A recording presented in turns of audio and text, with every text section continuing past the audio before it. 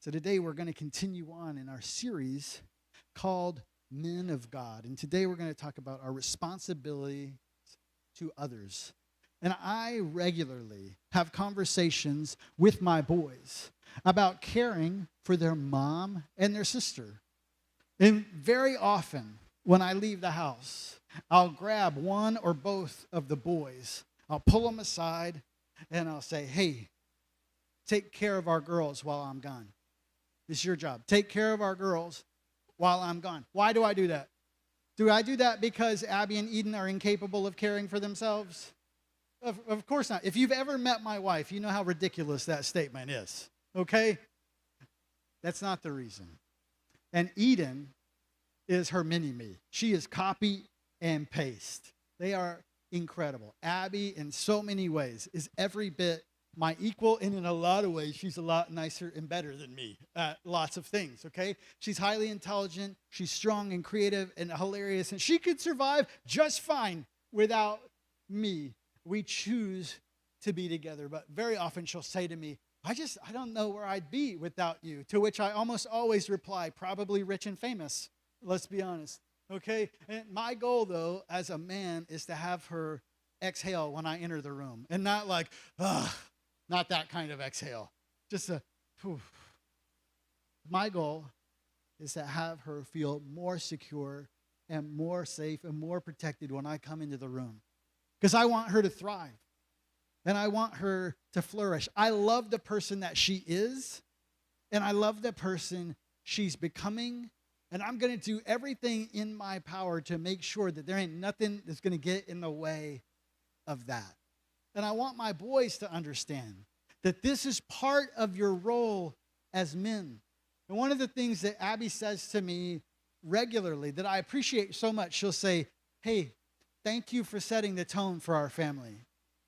Thank you for setting the tone for our family. And I appreciate it both as a compliment and also as a reminder that it's my job to set the tone. And as a matter of fact, I do set the tone, either on purpose or on accident. Because if Dad brings chaos and strife into the room with him, guess what's in the room? It goes crazy. But also, the room changes when I walk in with a sense of calm confidence too. See, it might be chaotic outside, might be all kinds of craziness happening in the world out there is full of apathy and cruelty and hatred and all these things. Let's say, but within these walls, it's going to be different. Within these walls, it's going to be different. Because God has charged me with being the keeper of this garden, and I take that job very seriously. Like we talked about last week, I say, listen, I know Adam didn't do the job. And I know that I'm not going to do it perfectly all the time. I'm going to give it my best. With everything that I have, I accept this responsibility. I understand the mission, and I'm going to do my best to execute it. There's this little kid. His name is Bridger. You may have heard of him, but he totally gets this. He was playing outside in Wyoming with his 4-year-old sister, and a German shepherd got loose and went after his sister, and Bridger stepped in and saved her life. I'm going to give you a little bit of a warning before I throw his picture up on the screen, but I want to show you what I'm talking about. Here's what happened to Bridger, because he ended up in the hospital, and he needed 90 stitches. 90 stitches. Now, why did he do that? The dog wasn't going after him. The dog was going after his little sister. And after he got out of the hospital, everybody wanted to know. It became a national story. Everybody wanted to know, why would you do that? And he told his dad, here's what he said, if anyone has to die, it's me, because I'm the big brother. He was 6 years old. He got it. And I understand that none of what I just said is popular to say, but I don't care because every word of it's true. Because every word of it's true. Men, I want to ask you a question. How come we're out there working so hard? Why are we out there working so hard? Why are we driven to make money, to drive a nice car, to lift heavy stuff, to do all the things that we do? What are we chasing after? I'm going to give it to you in one word. Significance. Significance. We want to know that what we do matters. We want to know that all the effort and all the time and all the sweat and blood and all the things that we pour into, it's not wasted.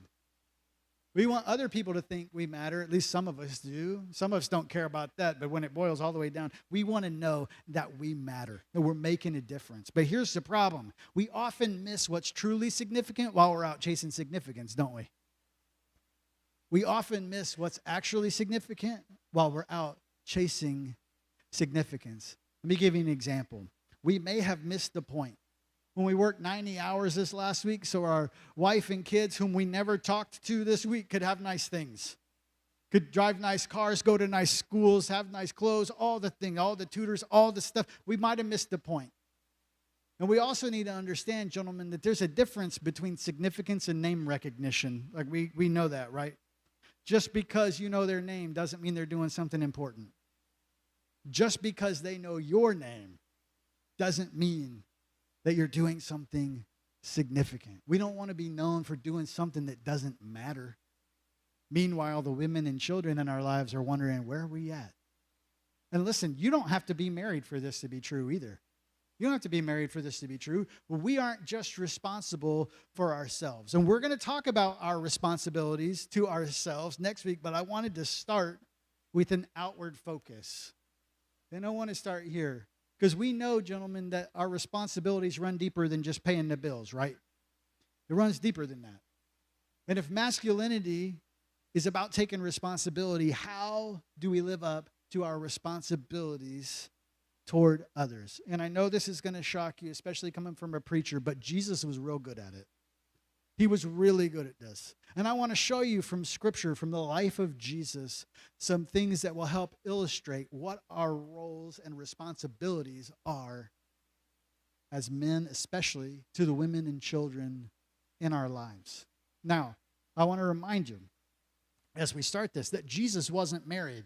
So it doesn't matter if you're married or if you're not right now or if you never have been. Everything that I'm about to say is going to apply to you. And ladies, if you're in the room and you're not married, this is the kind of person, this is the kind of man you should be looking for. First thing I want to show you is this. Jesus respects women. And how he went about doing this was shocking in his day. In fact, it's still shocking in a lot of very traditional cultures. If you have your Bible, I want you to open it up to Luke chapter 10, because I don't want you to take my word for this. Luke chapter 10, we're going to begin in verse 38. And if you're following along in the YouVersion Bible app, you can hit the event tab and look for Swiss Cove in there. But Luke chapter 10, beginning in verse 38, says this. As Jesus and his disciples were on their way, he came to a village where a woman named Martha opened her home to him. She had a sister called Mary who sat at the Lord's feet listening to what he said. But Martha was distracted by all the preparations that had to be made. She came to him and asked, Lord, don't you care that my sister has left me to do all the work by myself? Tell her to help me. Martha, Martha, the Lord answered, you're worried and upset about many things, but few are needed, or indeed only one. Mary has chosen what is better, and it will not be taken away from her. Now, if you've been around church for a while, you may have heard this story before, and maybe never really given a whole lot of thought to the implications of Jesus' attitude toward Mary, but I want you to pay attention to this. Mary joins them. She's sitting in the circle with who? Who's them? She's sitting in the circle with a bunch of men at the feet of Jesus, and Jesus doesn't send her away, even though her sister's like, she's supposed to be in here. And that might seem inconsequential to you, but this would have been strange, looked down on, scandalous, in fact, to a lot of people in this time. Mary's doing something radical. And Jesus says, no, I'm not going to send her to her place because her place is right here. She needs to be with me. Jesus respects women, but he also actively listens to them. And we've talked about this a little bit before, but there is a difference between listening and hearing. We know this, right? And Jesus, he didn't just listen, but he heard. Another famous story about Jesus comes from John chapter 4. And it involves a conversation with the woman at the well. And she has what we're going to call, for the sake of discussion right now, an embarrassing reputation. Okay, she's out there in the middle of the day for all kinds of reasons. And Jesus has this conversation with her. He talks to her, but more importantly than that, he listens to and he hears her. And she's taken by surprise because she did not expect to have a conversation with him, because she's a woman. And in this culture, the only reason that a man would talk to a woman in public is not to have a conversation. Okay? And she's not only a woman, she's a stigmatized woman, and she's a Samaritan on top of all of that. And the Jews hated Samaritans. So add all that up, and she fully expects to be ignored by Jesus, but that's not what he does. He doesn't ignore her. He has a conversation with her, and he's very patient with her. And because of the conversation that they have that day, a whole city gets to meet Jesus. Jesus respects women. He listens to them. He defends them as well. You remember when Jesus was teaching in the temple courts at dawn, and the religious leaders, they bring this woman in because they want to trap him. And she's been caught in adultery, and we also may notice that the man ain't with her because they don't actually care about her. They're trying to trap Jesus, and they're willing to use her if that's what's necessary to get to him. But Jesus defends her. They said, hey, she's been caught in the act of adultery. That means we should kill her, right? We get to throw stones at her. What do you say about that? And this is a trap because, you see, the Romans had told the Jews, you're not allowed to execute people. So they're telling Jesus, should we obey God or should we listen to Caesar? What do you think about it? And Jesus, he doesn't run them off with a supernatural show of power or muscle. He could have done that, all the bravado. Instead, he has a conversation with them. He essentially tells them, you know what? You're right. That is what the law says. So go ahead and pick up your rocks. People that get to go first, though, are the people who've never sinned before. Go ahead. And they thought about it. And then they start dropping stones, and people start leaving.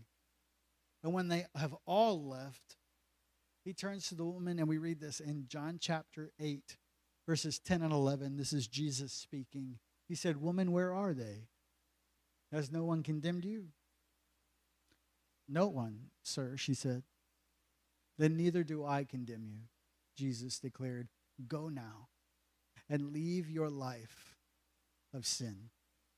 So once again, we see Jesus giving us a brilliant picture of what masculinity looks like when it's done right. And we talked about last week, where Adam failed, is he's letting Eve face an enemy. He's standing right there and saying nothing. And here we see Jesus rise to this woman's defense and send her enemies scurrying away. Now, he doesn't excuse her behavior. He says, go now and leave your life of sin. He holds her accountable, but he doesn't hold her up for public disgrace either. And I want you to think about this. This is what our culture loves to do. We specialize in uncovering shame, don't we? Particularly that of women, because we think it's fun. We got to have something to talk about at work. Did you see what she did? Did you see who she slept with? Did you see all this? We uncover shame for our own delight. But listen to me. Uncovering shame diminishes people. And it exposes people, and it dehumanizes people. And Jesus was not about to engage in that. Instead, he stood up to that kind of culture, and he covered her shame. And then he said, go now and leave your life of sin. So Jesus respects women. He listens to them. He protects them. And he doesn't reject little kids either, does he? We see it over and over in the Gospels. The little kids are trying to come to Jesus, and the apostles are like, no, he doesn't have time for that nonsense. And Jesus said, no. Let the little children come to me. And he holds them up as models of faith and trust. He loves and he protects little ones. And gentlemen, that is what Jesus is calling you to do as well.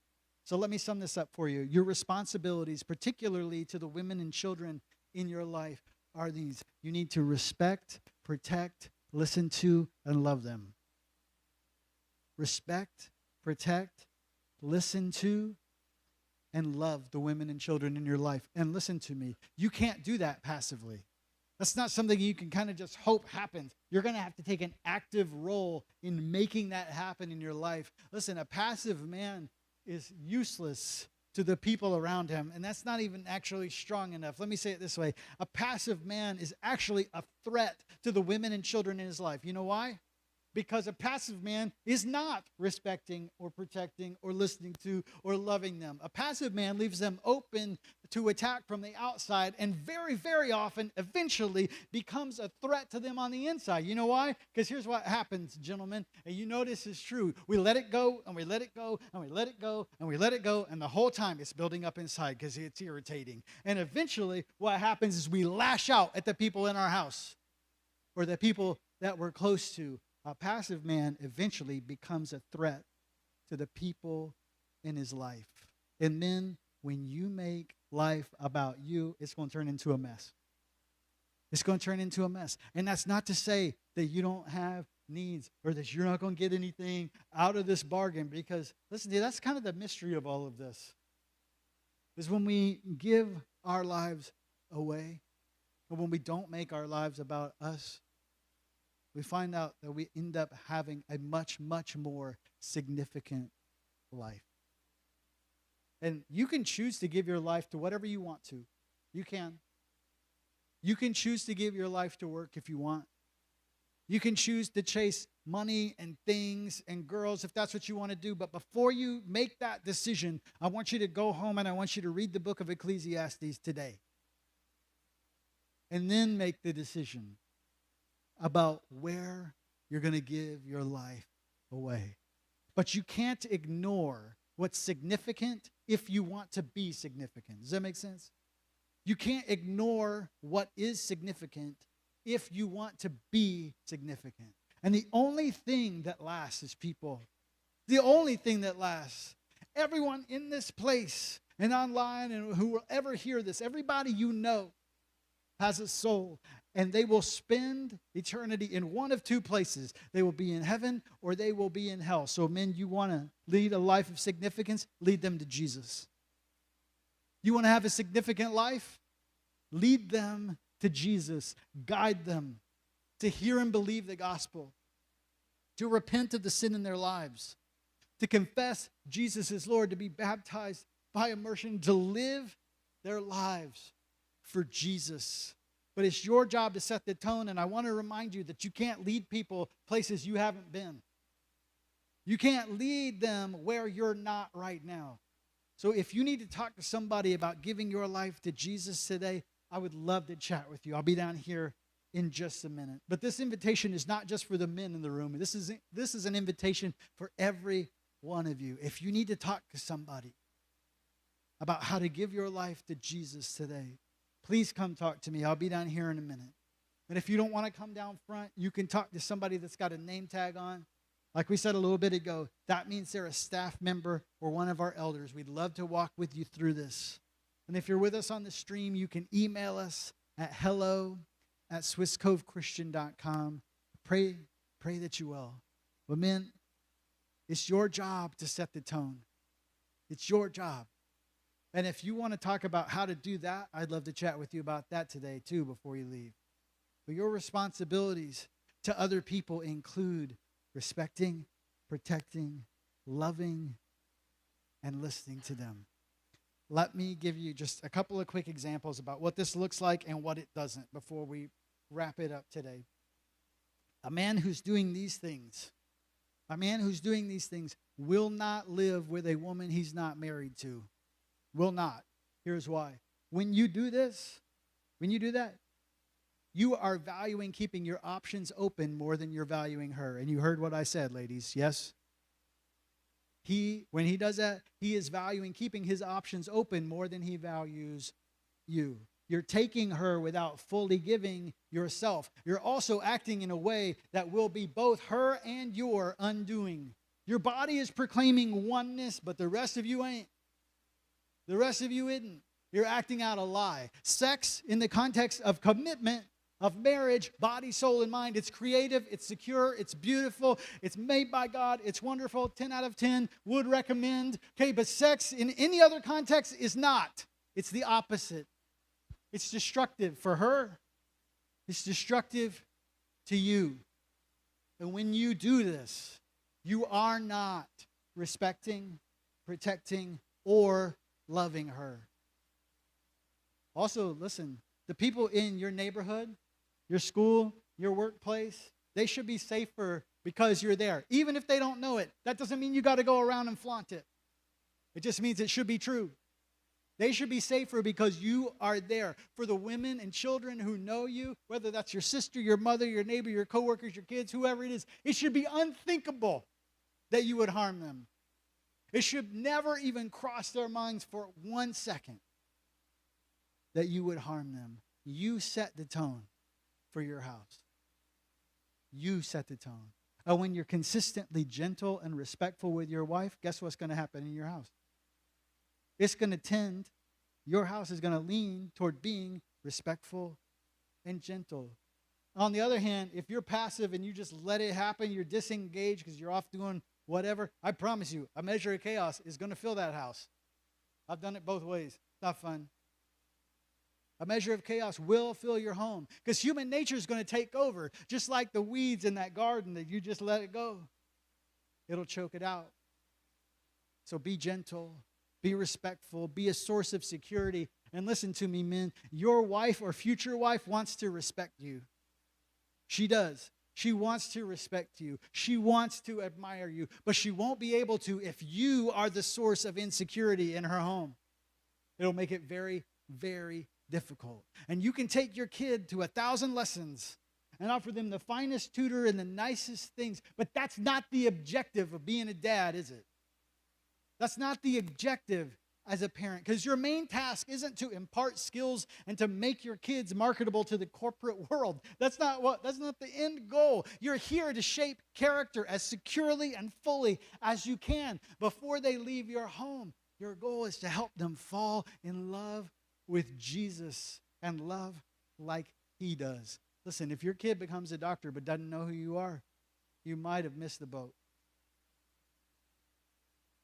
If your kid becomes a doctor or whatever profession and has never seen you love your family, love your neighbors, love your community like Jesus, you might have missed the point. And here's the scary part. You don't get to do it over.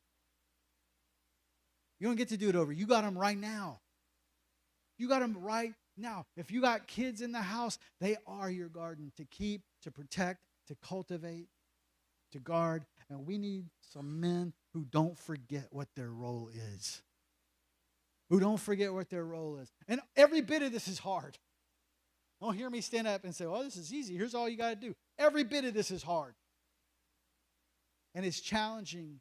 And it's beautiful, and it's sweet, and it's frustrating, and it's life-giving, and it's wonderful, and it's only for a time, so do not miss it. Don't miss it. Our culture is going to tell you that you're not being enough, that you're not doing enough, that you aren't enough when you fully lean into being husband and dad, and they're going to try to make you think that you're not doing what's significant. You need to go do something significant and make a name for yourself. They'll say you need a more impressive looking garden and you need it right now. That's a lie. Our culture is lying to you. The most significant thing you can do with your life is to give it to Jesus and to teach the other people that you're responsible for to give their lives to Jesus too. That's the most significant thing that you can do because that will echo for eternity. The most significant thing you can do is give your life to Jesus and guide those around you to do the same. And you give your life away in service of the ones that God has entrusted to you. You set the tone, gentlemen, and they are watching. So the question is, what you going to do next? Let's pray.